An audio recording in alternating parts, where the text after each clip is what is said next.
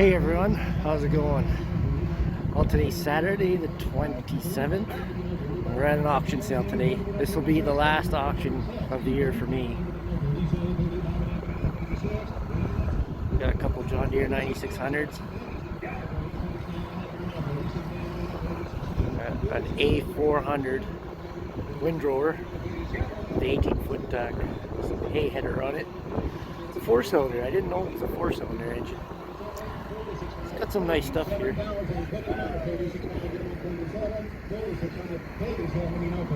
That John Deere 8750, is it an 80?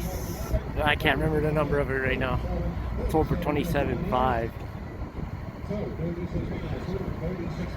That W900 Kenworth sure went high, 100 and some thousand.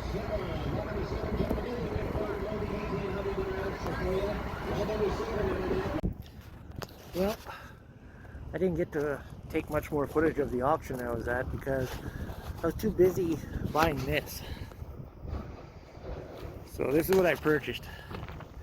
It's a CaseIh International 34-foot cushion gang 3950 disc. So this is the disc that's going to be replacing, and it's got tying harrows too, which I'm having a bitch of a time keeping from dragging the ground because they're putting all the weight on the back of this thing, and it's not being easy to tow right now because there's too much weight on the back of it. So anyway, that's it. So this will be replacing my old International disc, which I'll be selling.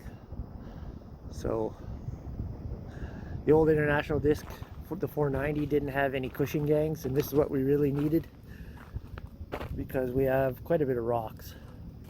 So, and the rocks are really taking that disc was really taking a beating on the rocks. I've replaced a couple shafts on it already because they broke. So, but we'll continue on our way home.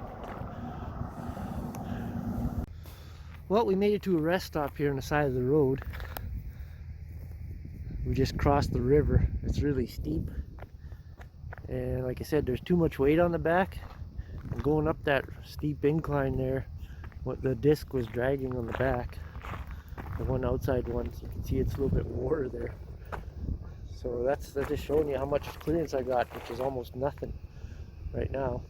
Plus we're still on the downhill this way. So yeah, no, only actually we should have had my my dually, my F450. It's lower down, the hitch isn't as high, and it would have worked a lot better because that truck is really high. East Country Equipment, Seedmaster. But I got these straps, and I pulled the harrows up so at least they wouldn't drag. Got them strapped to the top there. Oh well, we're gonna continue on.